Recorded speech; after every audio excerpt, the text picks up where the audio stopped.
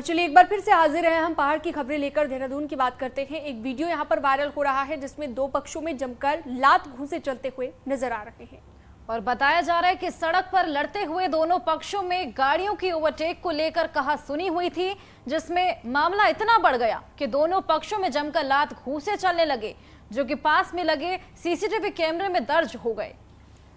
Video 3 दिन पुराना है। थाना राजपुर क्षेत्र की मसूरी रोड का ये वीडियो बताया गया। पुलिस के पास अभी तक किसी प्रकार की कोई शिकायत नहीं पहुंची है।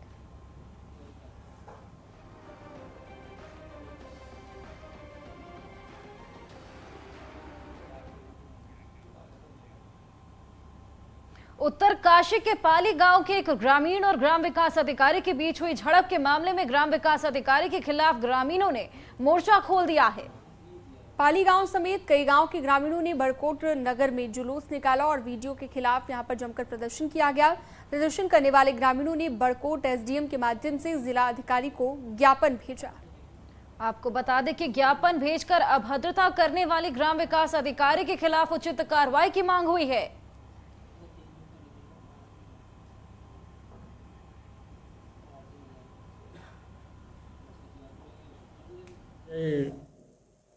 पाली गांव में ब्लॉक की टीम जांच करने गई थी।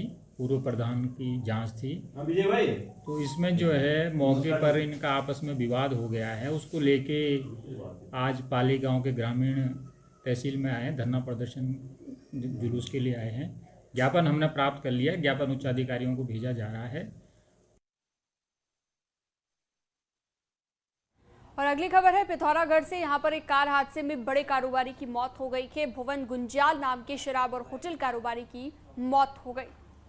चंडाक रोड पर वरदानी माता मंदिर के पास गुंजाल की कार खाई में गिर गई। बताया जा रहा है कि गुंजाल पिथौरागढ़ से चंडाक जा रहे थे, लेकिन वहां पहुंच नहीं पाए और बाद में पता चला कि उनकी कार हादसे का शिकार हो गई थी। करीब 200 मीटर गहरी खाई में उनकी कार गिर गई थी। हादसे के वक्त कार में अकेले गुंजाल ही बैठे हुए थे। भुवन गुंजाल की मौत पर मुख्यमंत्री पुष्कर सिंह धामी ने भी दुख जाहिर किया है।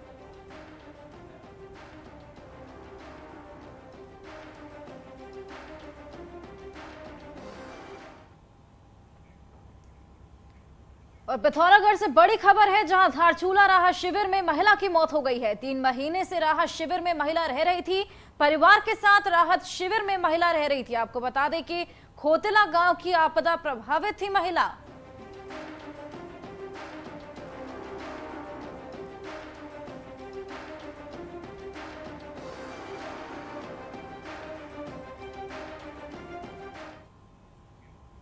उत्तराखंड में शिक्षकों को गधा बना दिया गया है। इस बयान के साथ ही शिक्षा की हालत पर पूर्व शिक्षा मंत्री प्रसाद नैथानी का दर्द छलकता नजर आया। पर शिक्षकों की तुलना गधे से कहने की बात पर सियासत अब गर्मा गई है।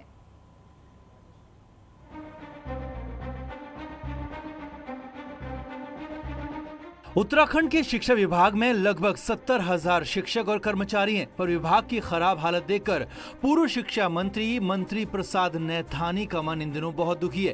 पूर्व शिक्षा मंत्री का कहना है कि शिक्षकों और विभाग को गधा बना दिया गया है। मंत्री प्रसाद नैथानी के मुताबिक उत्तराखंड में शिक्षा विभाग का काम चौपट हुआ है। हाँ, ये जरूर है कि टीचरों को, शिक्षा विभाग को इन्होंने गधा बना दिया है। मतलब सारा लादो उस पे, वो चल पाए न चल पाए वो अलग है। सुबह कुछ फरमान निकलता है, कल कुछ फरमान निकलता है। तो शिक्षा का जो स्तर है वो आज भी उस तरीके से हमारा नहीं बन पाया। उत्तराखंड में शिक्षा के हाल पर सवाल हर सरकार में उठे और हाल ये है कि आज भी शिक्षा मंत्री चुनाव नहीं जीतते। शिक्षा और शिक्षा विभाग की हालत पर पूर्व शिक्षा मंत्री ने सवाल उठाए तो जवाब वर्तमान शिक्षा मंत्री धन सिंह रावत की तरफ से भी आया, पर शिक्षकों के साथ गधा शब्द जोड़ने पर ऐतराज जता दिया।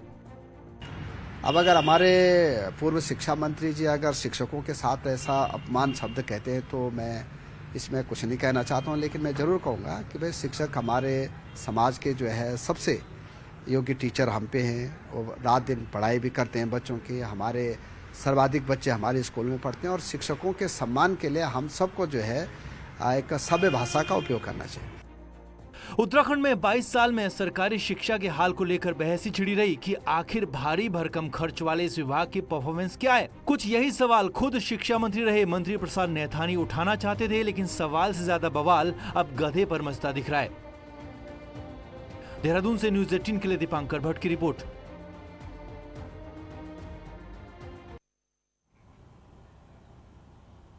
शिक्षक और शिक्षा विभाग को गधा बना दिया गया है। पूर्व शिक्षा मंत्री प्रसाद नैथानी के बयान को बीजेपी ने कांग्रेस का कल्चर बताया है। प्रदेश अध्यक्ष महेंद्र भट्ट ने बयान पर माफी की मांग की है। वहीं मंत्री प्रसाद नैथानी को शिक्षा की खराब हालत पर पूर्व सीएम हरीश रावत का साथ मिला है। तो उन्होंने कहा है कि गधा शब्द के लिए वो मंत्री प्रसाद नैथानी से बात करेंगे, लेकिन ये सच्चाई है कि शिक्षा विभाग बर्बाद हुआ है।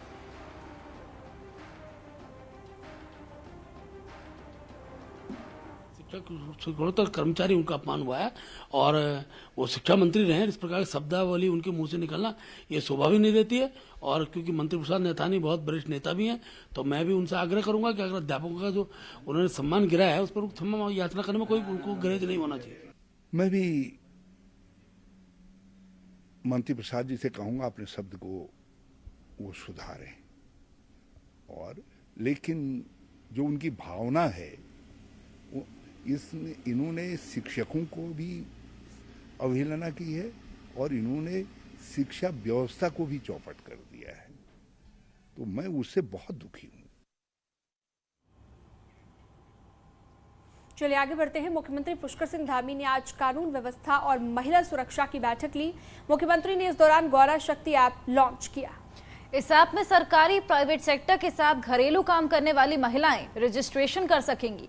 रजिस्ट्रेशन की डिटेल नजदीकी थाने में महिला सब इंस्पेक्टर के पास जाएगी, जो पूरी तरह गोपनीय रहेगी, और हर 15 दिन में महिला सब इंस्पेक्टर महिला से बातचीत करेगी ताकि किसी वर्किंग महिला को किसी तरह की भी दिक्कत ना हो।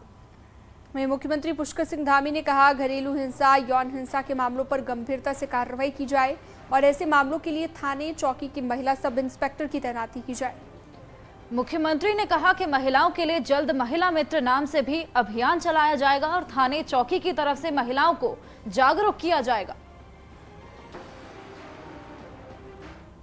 कानून व्यवस्था और महिला सुरक्षा को लेकर आज ये बैठक हमने की है। ऐसे सभी मामले जो घरेलू हिंसा के हैं, यौन हिंसा के हैं या अन्य अपराध के हैं, उन महिलाओं के साथ होने वाली छेड़खानी है, उन सब पर एक तो त्वरित रूप से कार्रवाई हो। प्रत्येक थाने पर एक महिला अधिकारी सब इंस्पेक्टर स्तर की जो है इस जांच में लगाई जाए और जितने भी मामले दर्ज होते हैं उन पर ठोस पैरवी हो। जिलाधिकारी और पुलिस अधीक्षक इसकी नियमित रूप से मासिक समीक्षा करें और जो मामलों में अच्छी कार्रवाई हुई है उन सभी को हम जहां प्रोत्साहित करने का काम करेंगे, वहीं अगर जो कोई जिम्मेदार जो लोग भी इसकी पैरवी में कम पैरवी करने वाले या ठीक प्रकार से पैरवी करने वाले नहीं होंगे तो उनके खिलाफ भी कार्रवाई की बात करी है। कि महिला सुरक्षा के साथ साथ महिला सशक्तिकरण भी होना चाहिए। इसके लिए ये बहुत आवश्यक है कि महिलाएं अपने घरों से निकल के कार्यस्थल पे आएं और जो कामकाजी महिलाएं हैं उनको सुरक्षित माहौल देने के लिए ये गौरा शक्ति ऐप आज सीएम साहब ने लॉन्च किया। मुख्यमंत्री पुष्कर सिंह धामी ने अपने पैतृक जिले पिथौरागढ़ में शारदोत्सव का उद्घाटन किया। शारदोत्सव का आयोजन नगर पालिका द्वारा किया जा रहा है। इस मौके पर सीएम ने जिले के विकास के लिए 136 करोड़ की 33 योजनाओं का लोकार्पण और शिलान्यास किया। मुख्यमंत्री पुष्कर सिंह धामी ने कहा कि उनकी बॉर्डर जिलों के विकास के लिए प्रतिबद्ध है। साथ ही उन्होंने बताया कि जिले के विकास के लिए फिलहाल 900 करोड़ से ज्यादा की कई योजनाओं पर काम चल रहा है। इसके अलावा मुख्यमंत्री धामी ने मुख्य सेवक आपके द्वार कार्यक्रम में भी शिरकत की। इस मौके पर सीएम के साथ क्षेत्र सांसद अजय टमटा और डीडी हाट के विधायक बिशन सिंह चुफाल मौजूद रहे। ये मेला शारदोत्सव जो प्रत्येक वर्ष यहाँ पर मनाया जाता है, ये हमारी संस्कृति को, हमारे लोक नृत्यों को, लोक महत्व का मेला है। इस मेले को बढ़ाने के लिए पिछले साल भी हम लोगों ने उत्तराखंड शासन की तरफ से धनराशि जारी की थी।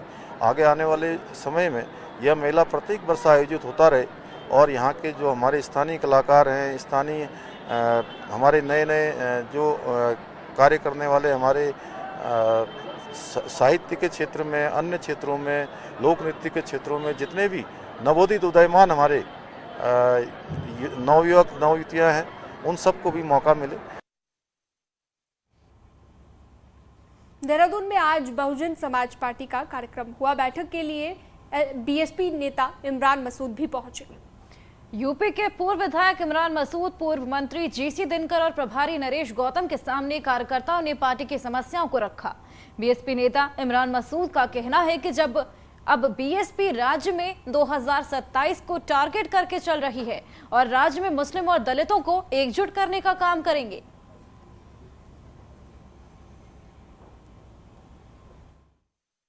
अपना हमारा क्योंकि मकसद बड़ा है, हम लोगों को 2027 में उत्तराखंड के अंदर अपनी सरकार बनानी है और उत्तराखंड में सरकार बनाने के निश्चय के साथ हम लोग यहाँ पर उतर कर आने का काम किया है।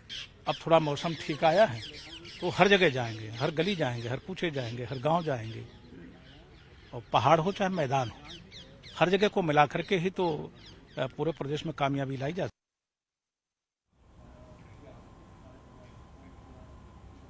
अंकिता हत्याकांड मामले का वीआईपी अब जनता के साथ पुलिस के लिए भी मिस्ट्री बन चुका है। एक तरफ जहां मामले में पूरा प्रदेश आक्रोशित है, तो वहीं दूसरी तरफ जांच कर रही एसआईटी उस वीआईपी गेस्ट से आज भी दूर है।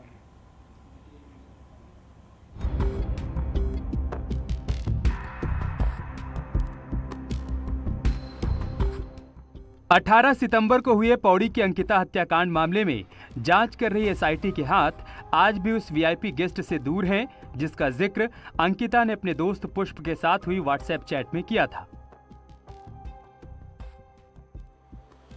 अंकिता ने साफ कहा था कि रिजॉर्ट का मालिक पुलकितारे उसको किसी वीआईपी गेस्ट के साथ फुल सर्विस देने की बात कह रहा है और अंकिता की हत्या के पीछे भी यही कारण सामने आया था। लेकिन एसआईटी अभी जांच के फेर में ही फंसी हुई है। कुछ एक दो कमरे हैं, उनको उसको जो ठहरने वाले को वीआईपी गेस्ट कहते हैं।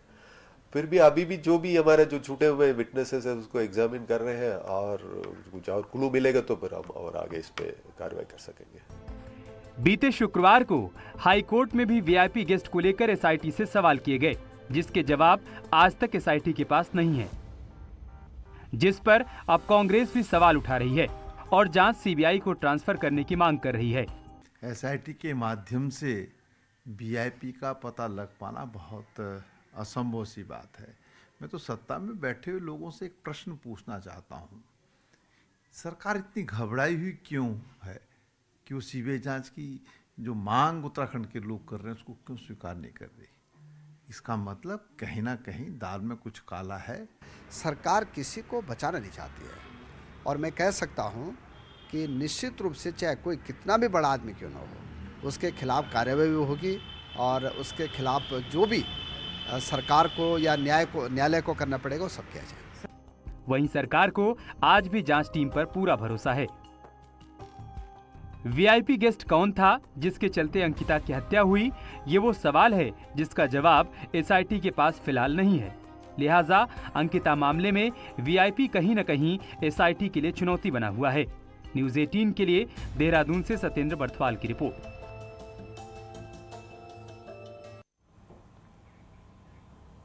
आगे बढ़ते हैं। रुड़की पुलिस ने सचिन की हत्या का खुलासा कर दिया है। मामले में पुलिस ने 4 आरोपियों को गिरफ्तार भी कर लिया है। सभी आरोपी हरिद्वार जिले के रहने वाले हैं। वहीं हत्या में इस्तेमाल हथियार भी बरामद किए गए हैं। पुलिस के मुताबिक आरोपियों ने आपसी रंजिश के चलते सचिन की हत्या की थी। आपको बता दें कि 9 नवंबर को सिविल लाइन कोतवाली क्षेत्र में अज्ञात शख्स मिला था, जिसकी पहचान सचिन के रूप में हुई थी। टीम को लगाया गया, जब उनको पकड़ के पूछताछ के लिए लाया गया तो उन्होंने पूरा घटनाक्रम बताया कि सादाब द्वारा बताया गया कि उसके द्वारा जो है ये हत्या पूर्व सुनियोजित तरीके से की गई थी और चूंकि पूर्व में उसका कुछ छोटे मोटे विवाद थे, इस कारण से वो उसको रंजिशन उसको यहाँ पर लेके आया और नशे में करने के बाद उसने जो है उसको वार करके मार दिया। रामनगर में 4 फीट का किंग कोबरा और 13 फीट लंबे अजगर समेत 23 सांपों को रेस्क्यू किया गया, जिन्हें रामनगर वन प्रभाग के जंगल में रिलीज किया गया। कॉर्बेट के आसपास वन्य जीव संरक्षण को लेकर जनता जागरूक है, जिसके चलते यहां पर सांपों की आबादी भी तेजी से बढ़ी है।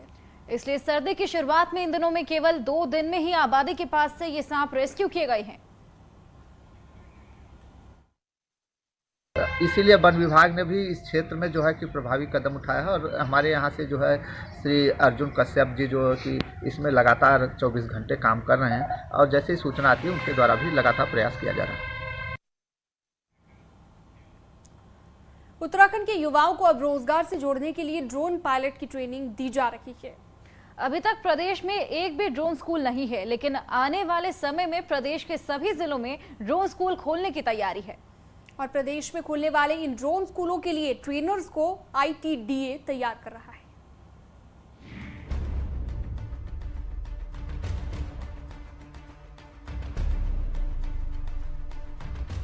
हाथों में रिमोट लिए ये वो युवा हैं जिन्होंने ड्रोन इंडस्ट्री में काम करने के लिए ट्रेनिंग ली है और आज ये युवा देश ही नहीं विदेशों में भी अपने इस हुनर को बिखेरने के लिए तैयार बैठे हैं और हाल फिलहाल प्रदेश में खुलने वाले ड्रोन स्कूल के लिए तैयार हो रहे हैं। इन युवाओं का मानना है कि आज के दौर में ड्रोन इंडस्ट्री लगातार बढ़ रही है और आने वाले समय में विभागों के अलावा ड्रोन इंडस्ट्री से युवाओं को रोजगार मिलेगा। प्रदेश एक आपदाग्रस्त राज्य है, यहाँ पर ड्रोन पायलटों की अधिक आवश्यकता है।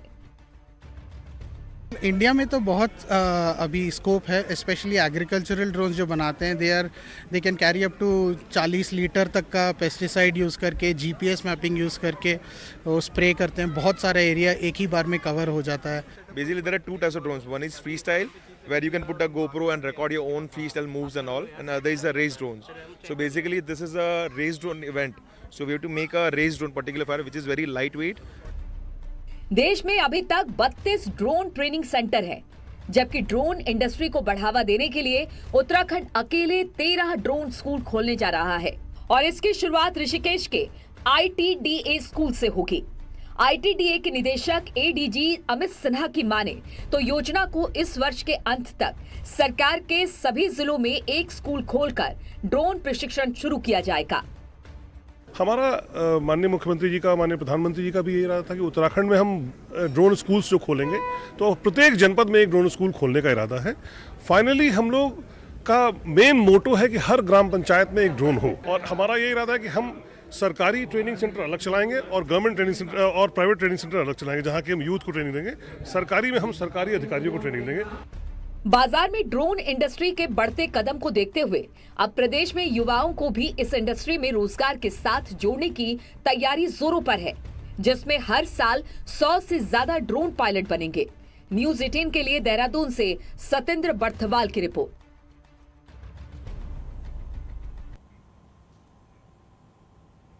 कोटद्वार के सने इलाके को बाजार से जोड़ने वाली सड़क भू कटाव की चपेट में आ गई।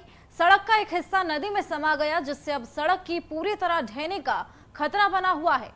इलाके में कई मकान भी भू कटाव की चपेट में आते जा रहे हैं, जिससे जानमाल का खतरा भी बना हुआ है। लोगों को अब आवाजाही में भी दिक्कत आ रही है। वहीं मामले में SDM कोटद्वार का कहना है कि संबंधित विभागों को इसकी जानकारी दी जाएगी और मौके पर भू खटान को रोकने की व्यवस्था की जाएगी। फोटोग्राफ्स भेज दिए गए हैं, उनके द्वारा मुझे आश्वस्त किया गया है कि हम इसको चेक करवा रहे हैं और संभवतः इसका एस्टिमेट भी उनके द्वारा आपदा में बना दिया गया होगा। जैसे इसके बारे में कुछ जानकारी प्राप्त होगी इसको अवगत करा दिया जाएगा। टिहरी में अपनी कार्यप्रणाली के चलते सवालों में रहने वाली चंबा नगर पालिका की लापरवाही आम लोगों पर भारी पड़ रही है। चंबा गंगोत्री हाईवे पर बने पुराने कूड़ेदान की रोड का एक हिस्सा टूटने से घंटों जाम लग रहा है और दुर्घटना का खतरा बना हुआ है। आम यात्रियों के साथ ही स्कूली बच्चों को भी आवाजाही में दिक्कतें हो रही हैं और कई बार दोपहिया वाहनों से दुर्घटनाएं हो चुकी हैं। हालांकि पालिका द्वारा निर्माण कार्य कराया जा रहा है और कूड़े को हटाया जा रहा है, लेकिन उसकी धीमी गति के चलते राहगीरों के साथ ही यात्रियों को भी खासा परेशानियों का सामना करना पड़ रहा है।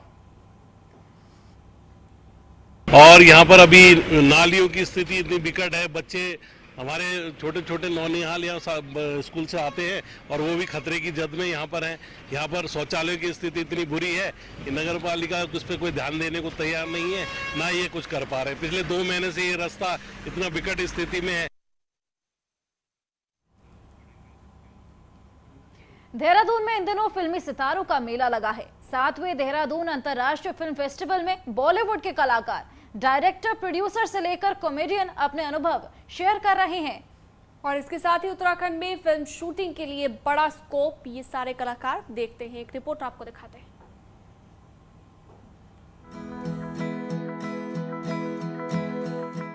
देहरादून के 7वें इंटरनेशनल फिल्म फेस्टिवल में विदेशी मूवी से लेकर बॉलीवुड की कई फिल्में भी दिखाई गई। इस बीच हो रहे सेशंस में एक्टर्स अपने अनुभव शेयर कर रहे हैं और उत्तराखंड में फिल्म मेकिंग का बड़ा स्कोप देखते हैं। सीएम धामी ने फेस्टिवल का उद्घाटन किया और अब एक्टर्स भी सरकार की सब्सिडी पहल की तारीफ कर रहे हैं। बहुत अच्छे लोकेशंस हैं यहाँ पे, ऐसा कुछ नहीं है जो आप चाहें और आपको न मिले। और जो ईज है शूटिंग की वो बहुत, that is the main thing actually, क्योंकि जब आप किसी बॉम्बे जैसे शहर में, मान ले हम तो खैर बॉम्बे के हैं तो हमारी शूटिंग ज़्यादातर वहीं होती है, लेकिन वहाँ पे जो दिक्कतें होती है वो उत्तराखंड में नहीं है, कहीं पर भी नहीं है। और कल हम सीएम साहब आए थे ओपनिंग करने, उनने भी कह दिए हैं कि सब्सिडी देंगे, फिर उसके अलावा सुविधाएं देंगे और आए बहुत कुछ है यहाँ, हरियाली है यहाँ, जो सीन शहरों में नहीं मिल पाते यहाँ मिलते हैं। फिल्म मेकिंग ही नहीं, उत्तराखंड का एक्टिंग टैलेंट भी फिल्मों में धमाल मचा रहा है और इसकी भी खूब तारीफ हो रही है। तो यहाँ के जितने भी कलाकार हैं या जितने भी एस्पेक्ट्स आपको बनते हैं, जितने भी लोग हैं, उनको काम मिलेगा, है ना, सब रूबरू होंगे, उनको मतलब घर पे आके काम मिल रहा है, इससे बड़ी बात और क्या होगी। तो डेफिनेटली मतलब जो टैलेंट होता है उसको तो चांस मिलता ही है। उत्तराखंड की फिल्म्स की जब हम लोग एंट्री कर रहे थे तो नियर अबाउट 300 फिल्म्स की हमारे पास एंट्री आ गई, तो वो बहुत अच्छी अच्छी फिल्म थी।